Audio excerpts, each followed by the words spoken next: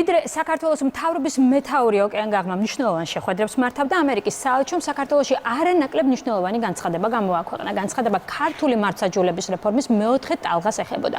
ციტატა: ჩვენ მიგვაჩნია, რომ კანონპროექტში ასახულია ძირითადი რეკომენდაციები, რომელიც ეფუძნება საუკეთესო საერთაშორისო გამოცდილებას და ემსახურება საქართველოში სასამართლო სისტემის გამჭვირვალობის, ანგარიშვალდებულებისა და დამოუკიდებლობის გაზრდას.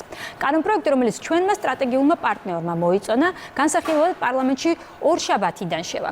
მიუხედავად დადებითი შეფასებისა, ოპოზიცია და არასამთავრობო სექტორის ნაწილი მის მიმართ სკეპტიკურად არის განწყობილი.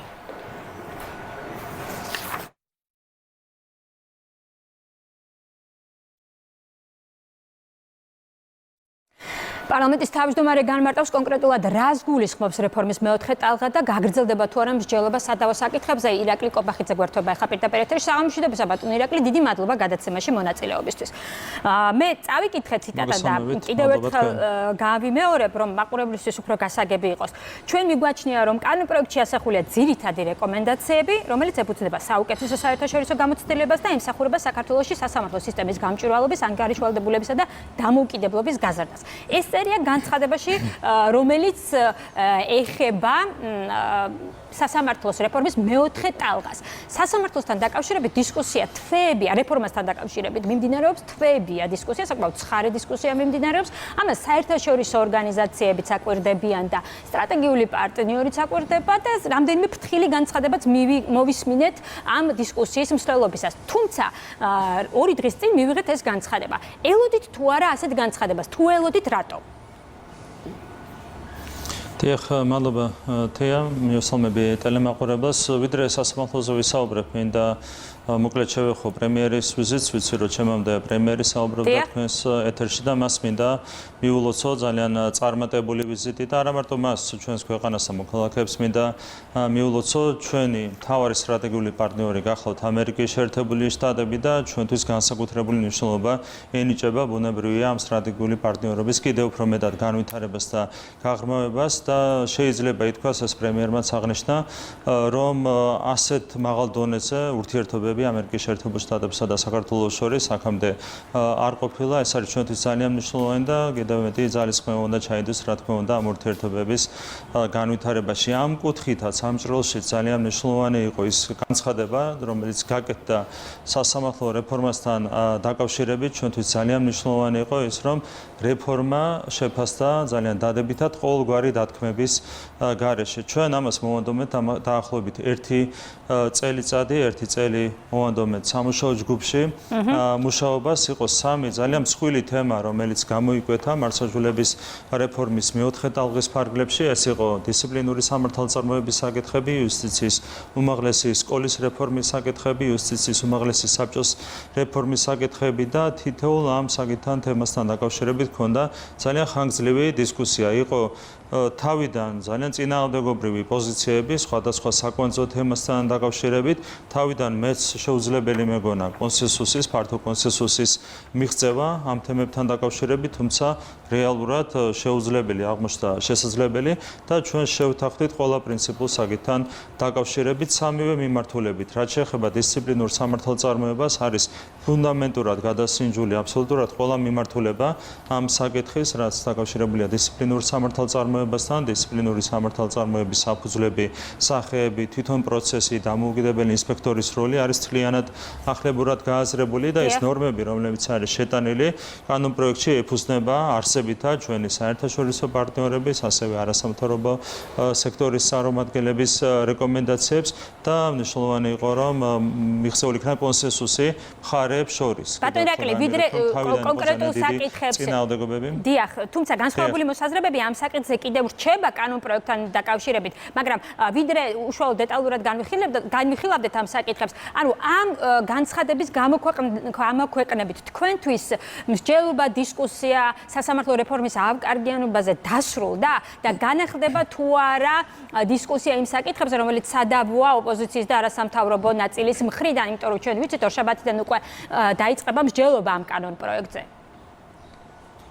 ეხლა რაც შეეხება კანონმდებლობას, აქ დისკუსია წარმატებით დასრულდა და მიღწეულია ფართო კონსენსუსი, კიდევ ერთხელ შემიძლია ეს აღვნიშნო ყველა პრინციპულ საკითხთან დაკავშირებით. რაც შეეხება სასამართლო რეფორმას, ეს არის ბუნებრივია მუდმივი პროცესი. ჩვენ გვაქვს ფუნდამენტური ცვლილება 2012 წელთან შედარებით სასამართლო სისტემაში, თუმცა გამოწვევები რჩება ბუნებრივია და საჭიროა მუშაობა, საჭიროა მათ შორის იმ კანონის ცხოვრებაში გატარება, რომელსაც ახლა მივიღებთ, ხო? ანუ რეფორმა არ არის მხოლოდ კანონმდებლობის ძალიან მნიშვნელოვანია, რომ პრაქტიკაში დაინერგოს ის სიახლეები, რომელიც არის ჩადებული, რომელიც იქნება ჩადებული ამ ახალ კანონში, რომელსაც ჩვენ უახლოეს მომავალში მივიღებთ. რაც შეეხება თვითონ კანონმდებლობის ცვლილებას, აი აქ ყველა პრინციპულ საკითხთან დაკავშირებით არის მიღწეული ფართო კონსენსუსი. ბუნებრივია იყო გარკვეული საკითხები, რაზეც ერთი მოსაზრება ჰქონდათ დაუშვათ არასამთავრობო ორგანიზაციების წარმომადგენლებს, საერთაშორისო პარტნიორებს, სასამართლო ხელისუფლების წარმომადგენლებს, ანუ პოზიციები იყო სხვადასხვა საკითხთან დაკავშირებით ბუნებრივია განსხვავებული, რაც ჩვეულებრივი მოვლენა და ბუნებრივია რაღაცები დარჩა ასეთი სახით, თუმცა მთავარი არის ის, რომ ძალიან ფართო კონსენსუსი გვაქვს, კიდევ ერთხელ გაიმეორებ ჩვენ საერთაშორისო პარტნიორებთან, ასევე არასამთავრობო ორგანიზაციებთან და სხვა ჩართულ მხარეებთან ყველა პრინციპულ საკითხთან დაკავშირებით. შესაბამისად, შეიძლება ითქვას, რომ ის კანონპროექტი ეს წერია საერთაშორისო პარტნიორების განცხადებაშიც, ანუ ორი რამ წერია, ხო, იქ ერთი რომ მაღალი ხარისხის დოკუმენტი მომზადდა, რომელშიც არის გათვალისწინებული მათი ყველა საკვანძო რეკომენდაცია, ეს ერთი რაც არის აღნიშნული და მეორე არის ხაზგასმა ფართო კონსენსუსზე, ერთის და მეორეც იყო მნიშვნელოვანი, ანუ ხარისხი დოკუმენტის და ფართო კონსენსუსი, ორივე შედეგი იქნა მიღწეული, ძალიან დიდი ძალისხმევის შედეგად, ერთი წელი მოვანდომეთ, კიდევ ერთხელ გამიმეორებ ამ პროცესს, ეს მოითხოვდა დროს, ენერგიას, ძალისხმევას, ნერვებს, ყველაფერს, თუმცა როგორც ჩანს, ღირდა ამის გაკეთება, იმიტომ რომ ერთი წლის თავზე ჩვენ გვაქვს ძალიან შთამბეჭდავი შედეგი, კერძოდ ფართო კონსენსუსით მომზადებული ძალიან ხარისხიანი დოკუმენტი.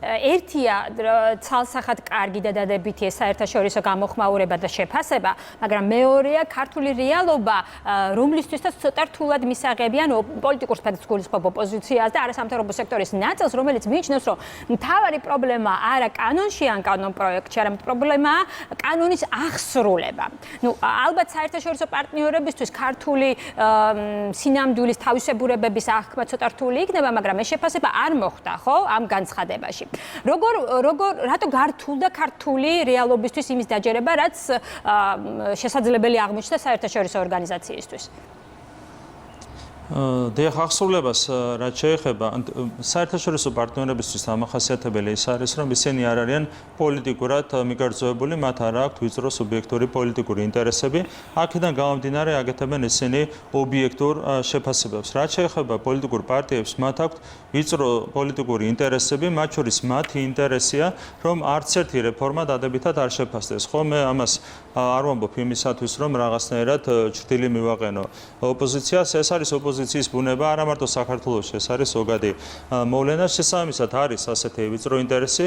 ამისათვის ყოველი რეფორმის განხორციელების დროს ოპოზიცია იტოვებს ხოლმე რაღაც ერთ-ორ საკითხს, რომელიც შეიძლება სულაც არ იყოს არსებითი ამ რეფორმისათვის, თუმცა ეს ერთი-ორი საკითხი გამოიყენება ხოლმე საბაბად იმისათვის, რომ მათ რეფორმა არ შეაფასონ სრულყოფილად. ეს ოპოზიციას, მაგრამ არასამთავრობო სექტორს რაც შეეხება? ვინც კი არასამთავრობო სექტორთან დაკავშირებით, ანუ მათი მხრიდან მე არ მომისმენია რაიმე ესეთი შეფასება იყო, კი ბატონო, რომელიც ეხებოდა კი, არასამთავრობო ორგანიზაციებს სურდათ, რომ მაგალითად არჩევითი ყოფილიყო სასამართლოს თავმჯდომარის თანამდებობა, ამასთან დაკავშირებით არსებობდა განსხვავებული პოზიციები, ან კიდევ ერთხელ გაემერებ მანამდე ვთქვი, რომ ბუნებრივია დისკუსიის დასაწყისში იყო საკითხები, რაზეც ერთი მოსაზრება ჰქონდათ არასამთავრობო ორგანიზაციებს, მეორე საერთაშორისო პარტნიორებს, მესამე სასამართლო ხელისუფლების წარმომადგენლებს, მეოთხე პარტიებს და პარლამენტის წარმომადგენლებს, თუმცა კონსენსუსი ნიშნავს იმას, რომ გარკვეულ კომპრომისებზე მიდიან მხარეები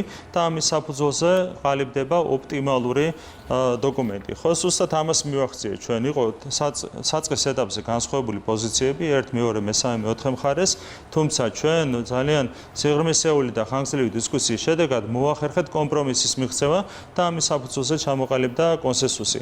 იყო მათ შორის მოთხოვნები სასამართლო ხელისუფლების წარმომადგენლების მხრიდან, მათ შორის საკმაოდ დასაბუთებული და ასე ვთქვათ, არგუმენტირებული მოთხოვნები, რომელიც ეხებოდა მაგალითად პირობითად დისციპლინური წარმოების საკითხებს, არ გავიზიარეთ მათ შორის არც ეს მოთხოვნები. საბოლოო ჯამში ჩვენი ამოცანა იყო, რომ კომპრომისული და კონსენსუსური გადაწყვეტილება იგვეყო და ზუსტად ეს მოხდა, ხო? ანუ არის საკითხები, რომელზეც ერთ, მეორე, მესამე, მეოთხე მხარეს აქვს განსხვავებული პოზიცია, იყო ისეთი საკითხებიც, სადაც თუნდაც ერთ და მეორე, მაგალითად საერთაშორისო პარტნიორს ჰქონდა განსხვავებული პოზიციები, ეს არის ნორმალური მოვლენა დისკუსიაში, ხო? ანუ ყველაფერს აბსოლუტური, ასე ვთქვათ, არგუმენტებით ვერ დაამტკიცებ, არის რაღაცები მიზანშეწონილობის საკითხი, რაღაცები არის გემოვნების საკითხი, რაღაცები არის უბრალოდ განსხვავებული მოსაზრებების საკითხი, ეს ყველაფერი იყო, რა თქმა უნდა, სამუშაო ჯგუფში, თუმცა ჩვენ მივახციეთ ყველა პრინციპულ საკითხზე, კიდევ ერთხელ გამიმეორებ, შეთანხმების მიღწევა და მთავარი რა არის? თქვენ ახსულება ახსენეთ, რაც ძალიან მნიშვნელოვანია. კი, განსაკუთრებით ის იუსტიციის საბჭოსთან დაკავშირებით არის სკეპტიკურად განწყობილი ოპოზიციაც და არასამთავრობო სექტორის თქვენთვის იუსტიციის საბჭო, რომელმაც უნდა აღასრულოს ზოგადად, ხო ეს კანონი, ამასთან დაკავშირებით არის ყველაზე მეტი პრეტენზია ოპოზიციის და არასამთავრობო სექტორის მხრიდან. დიახ. ანუ მაგაზე მინდა მოგახსენოთ, თვითონ კანონი ისეთი საკანონპროექტი ისეთი სახით არის მომზადებული, რომ თავის თავში შეიცავს ახსრულების გარანტიებსაც. იმდენად დახვეწილია დოკუმენტი, რომ თვითონ ეს დოკუმენტი, კანონპროექტი იძლევა თავისთავად სათანადო ახსრულების გარანტიას. ეს იყო ძალიან მნიშვნელოვანი და კიდევ ერთხელ მინდა გავიმეორო, რომ ძალიან დახვეწილია ის რეგულაციები, რომელიც უკავშირდება მაგალითად იუსტიციის უმაღლესი საბჭოს საქმიანობის გამჭვირვალებას, გადაწყვეტილებების დასაბუთებას და ასე შემდეგ. იმდენად დეტალურად არის გაწერილი შესაბამისი ნორმები კანონპროექტში, რომ ეს იძლევა ახსრულების გარანტიას. რა თქმა უნდა, პრაქტიკაზეც ბევრი რამ არის დამოკიდებული და თითოეული ჩვენგანი უნდა დავაკვირდეთ ამ პრაქტიკას, მათ შორის საერთაშორისო პარტნიორები, არასამთავრობო სექტორი, პარლამენტი, თითოეული ჩვენგანი ვართ დაინტერესებული იმით, რომ სათანადო ახსრულება მოყვეს იმ კანონს, რომელსაც ჩვენ მივიღებთ და ეს ყველაფერი არის, რა თქმა უნდა, პროცესში განსახილველი საკითხი, თუმცა კიდევ ერთხელ გამიმეორებ, რომ ისეთი ნორმებია ჩადებული კანონში, რომელიც თავისთავად შეიცავს თავის თავში ახსრულების გარანტიას. გასაგებია, ძალიან დიდი მადლობა. ჩვენ ვიცით, რომ ორშაბათიდან დაიწყება უკვე მსჯელობა ამ საკითხზე, პარლამენტში შევა ეს საკითხი და განიხილება, მაგრამ ჩვენი საუბრის დასასრულს აუცილებლად მინდა სხვა თემაზე დაგისვათ კითხვა გუშინ დედაქალაქში განვითარებულ მოვლენებთან დაკავშირებით. სახელმწიფო კანცელარიასთან საკმაოდ დაძაბული ვითარება იყო, იცით LGBT თემისა და კონტრაქციის მონაწილეებს შორის დღესაც გაკეთდა სხვა განცხადებები. თქვენი პირადი პოზიცია როგორია, როგორც პარლამენტის თავმჯდომარე და რაში ხედავთ გამოსავალს? როდესაც მოქალაქეთა ორი ჯგუფი და საკმაოდ მრავალრიცხოვანი ჯგუფი უპირისპირდება ერთმანეთს, ასე დროს სახელმწიფო შეუძლია მხოლოდ ერთადერთი როლის შესრულება, ეს არის როლი, რასაც ქვია, შუაში ჩადგომა და მხარეების დაცვა აგრესიისგან და სწორედ ეს მოხდა გუშინ, მადლობა უნდა გადავხადოთ თითოეულ პოლიციელ შინაგან საქმეთა სამინისტროს მინისტრს, რომელმაც ძალიან მნიშვნელოვანი როლი შეასრულეს ამ პროცესში და ვითარების განმუხტვაში, ასე იმოქმედა სახელმწიფომ. ხო, ანუ შუაში უნდა ჩადგეს, ასე დროს სახელმწიფო ბუნებრივია, შეიძლება ხელისუფლების წარმომადგენლებს ჰქონდეთ საკუთარი პოზიცია ერთი მოსაზრების მიმართ, მეორე მოსაზრების მიმართ, მაგრამ ხელისუფლებას არ აქვს მოსაზრებების შეფასების უფლება, ვიდრე ისინი ჯდება კანონის შარჩოებში. ხო, აქედან გამომდინარე, ერთადერთი საშუალება, რაც ჰქონდა ხელისუფლებას, იყო შუაში ჩადგომა და აგრესიის პრევენცია და დაპირისპირების, საფრთხის დაპირისპირების პრევენცია და ზუსტად ეს მოხდა გუშინ და ამისათვის კიდევ ერთხელ შინაგან საქმეთა სამინისტროს და პოლიციას ჩვენ მადლობა უნდა გადავუხადოთ. ხო, ეს არის სახელმწიფოს როლი რეალურად ასეთ ვითარებაში. გასაგებია, ძალიან დიდი მადლობა სამწუხაროდ ჩვენ დრო ამოიწურა. ირაკლი კობახიძე გვერდებოდა პირდაპირ ეთერში. გმადლობთ გადაცემაში მონაწილეობისთვის. რეკლამის დრო გვაქვს.